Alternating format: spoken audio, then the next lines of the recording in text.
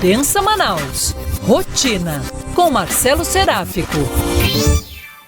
Chegou a hora da nossa coluna Pensa Manaus Rotina. O professor e sociólogo da UFAM, Marcelo Seráfico, já está conectado conosco mais uma vez aqui para uma nova coluna. Tudo bem, professor? Bem-vindo, bom dia. Bom dia, Rafael. Bom dia, Diene. Bom dia, Paula e ouvintes. Muito obrigado. Professor, hoje a gente vai falar aqui sobre direitos humanos.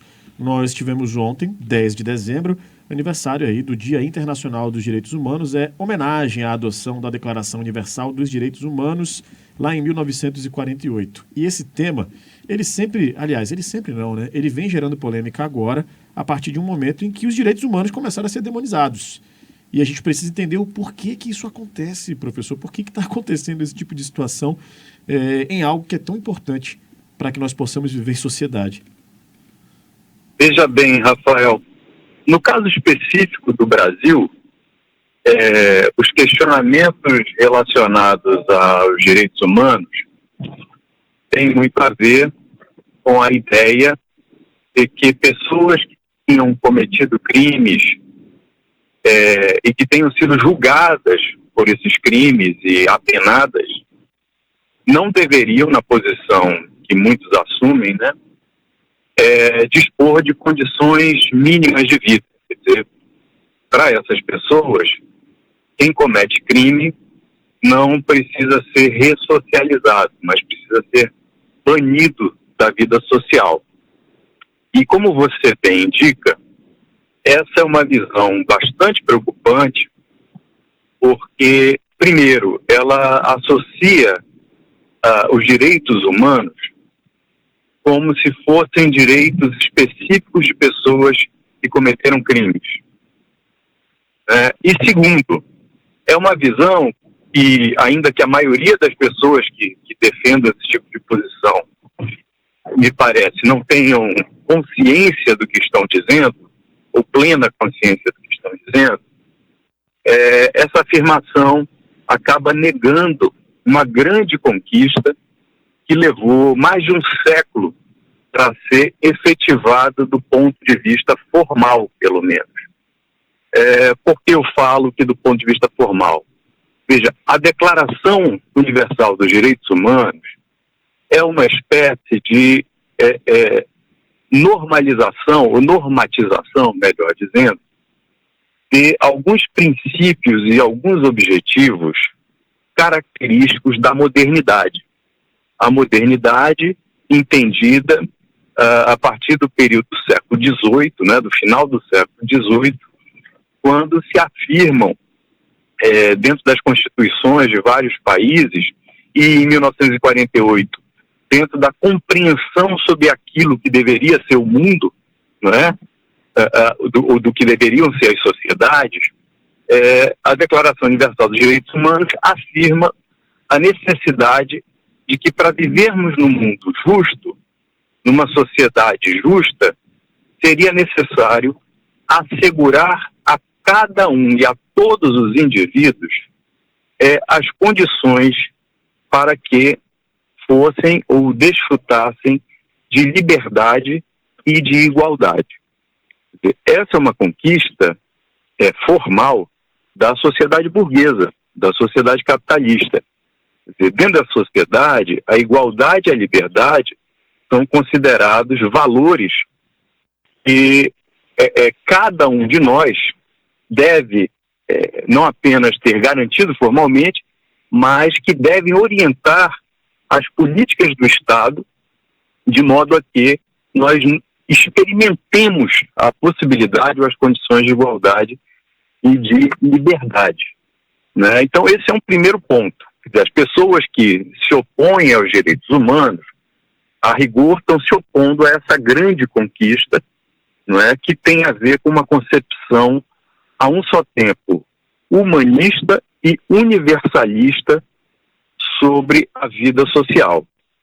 Então, visto desde esse ponto desde essa perspectiva, né, ou vista desde essa perspectiva, a Declaração Universal dos Direitos do Homem, ou dos Direitos Humanos, é um momento excepcional para nós pensarmos, de um lado, o que não foi realizado para que nós hoje ainda, ou boa parte de nós, não desfrute de uma condição de vida que leve à igualdade e que leve à liberdade. Eu acho que esse é um ponto importantíssimo, porque vivemos em sociedades marcadas por profunda desigualdade e por muita injustiça ainda. Apesar de, nos códigos, nas leis, etc., estarem contidos elementos que buscam assegurar esses direitos. Esse é um ponto. Segundo, que tem relação com ele, evidentemente, com esse primeiro, de onde surge, por que surge essa resistência, quando não oposição aos direitos humanos.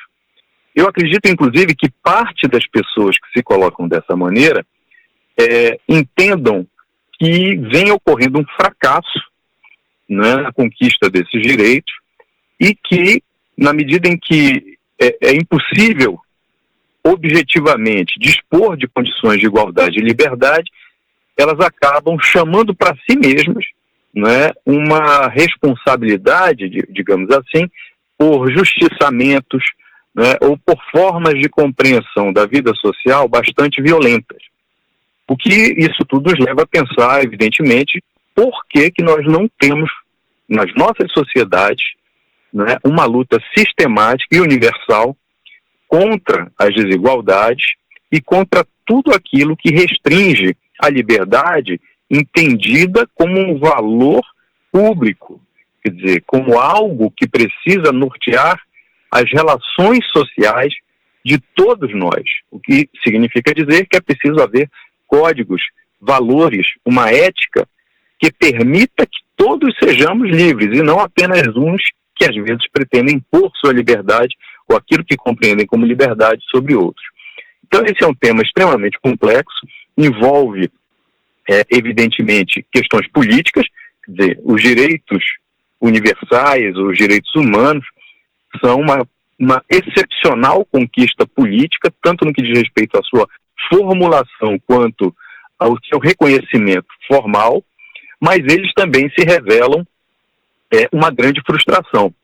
Então, se nós não entendermos a razão da frustração e como parte da sociedade reage a ela, dificilmente nós vamos sair dessa, eu diria, dessa condição de franco reacionarismo, né? Quer dizer, o fato de nós não dispormos da igualdade, da liberdade, de tudo aquilo que as pressupõe, leva alguns a sequer reivindicar isso e, portanto, essas pessoas são levadas a aceitar as desigualdades, né, e as situações de heteronomia, de dependência, como situações normais, quase como se fossem situações derivadas de uma condição natural e não social, política e econômica. Muito bem. Professor Marcelo Seráfico trazendo, então, aqui uma reflexão importantíssima e informação para a gente em relação à Declaração Universal dos Direitos Humanos e aquela coisa, né? Uma coisa que você falou, professor, me deixou muito reflexivo aqui no início, né? Parece que direitos humanos, de fato, e isso, obviamente, é um discurso que é feito de maneira intencional, não é algo natural, não sejamos ingênuos, que falar de direitos humanos somente em relação a pessoas que cometem crimes, né? Mas direitos humanos envolve, por exemplo, o próprio acesso à saúde, o acesso universal à saúde, as questões também de conflitos, nas questões de guerras que acontecem, os direitos humanos atuam também para garantir ali o mínimo, né, do que as pessoas precisam, infelizmente, quando tem esse tipo de conflito. Então, realmente, de fato, é preciso uma reflexão muito ampla.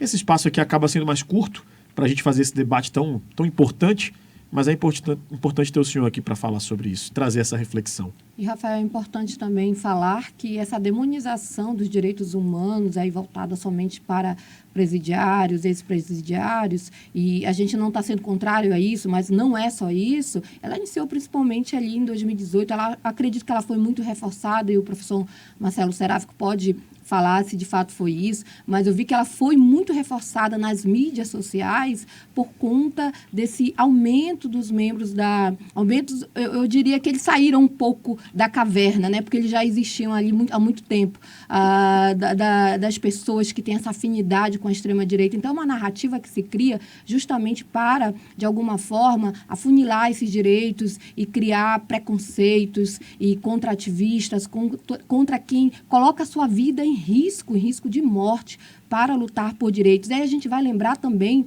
de mulheres feministas que foram demonizadas com esse grupo também, que são ativistas, aí colocaram imagens de mulheres sendo expostas como se aquilo fosse, de fato, uma representação do feminismo. A gente sabe que mulheres morreram em décadas passadas para que nós hoje pudéssemos estar aqui trabalhando, votando, podendo ter autonomia, que também é uma forma de direitos humanos. Então, essa demonização toda, ela foi piorada, imagino, aí, principalmente pelo aumento e pela essa saída da caverna aí do pessoal da extrema-direita, professor? Sim, Paula e Rafael, vocês têm razão. E notem, nós estamos vivendo um período da história que às vezes a gente olha muito para o momento, né, específico que estamos vivendo, mas se a gente retoma, digamos assim, desde o final do século passado, né, até o presente, o que nós temos é um avanço de certos processos que vão retirando cada vez mais, se não os próprios direitos, como, por exemplo, os trabalhistas, né, os previdenciários, que vão sendo transformados não mais em direitos, mas em mercadorias que se pode adquirir no mercado, né? Se não isso, nós temos um processo mesmo de desqualificação da própria modernidade, ou, digamos, de algumas das importantes conquistas desse período que a gente chama de modernidade. Daí, dentro de uma discussão nas ciências sociais, por exemplo, se fala da ideia de que a era do humanismo está terminando, ou se fazem questões acerca e depois do liberalismo, né? Porque notem, essas conquistas todas, ou essas formulações em termos de conquistas a serem asseguradas objetivamente, elas estão muito relacionadas a ideais que vêm tanto de setores liberais da sociedade quanto de setores socialistas e comunistas.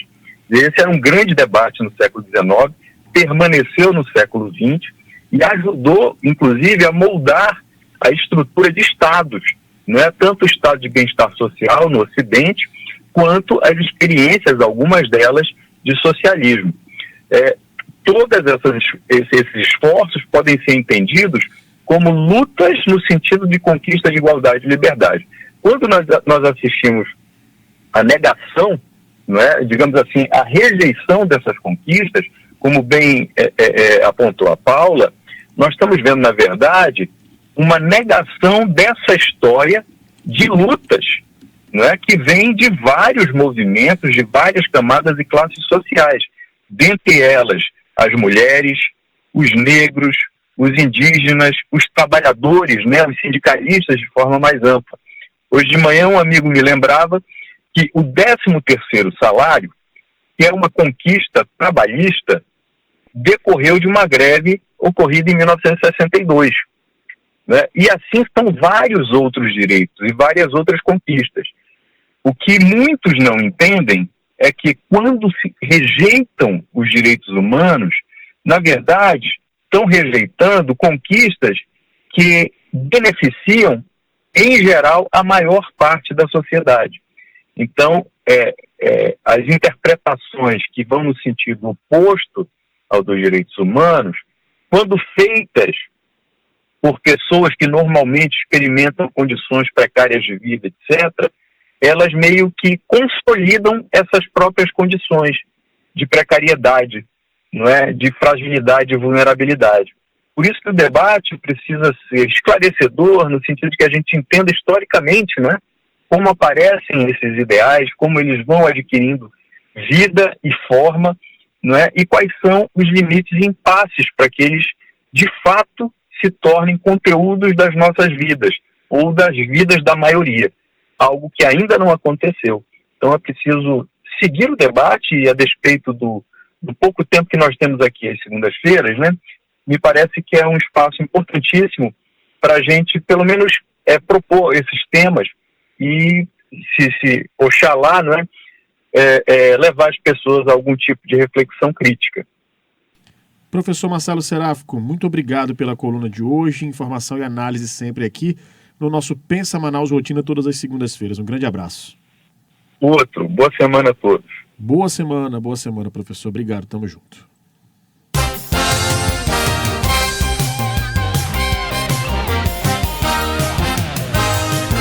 Olha, antes do intervalo dá tempo de trazer mais informação aqui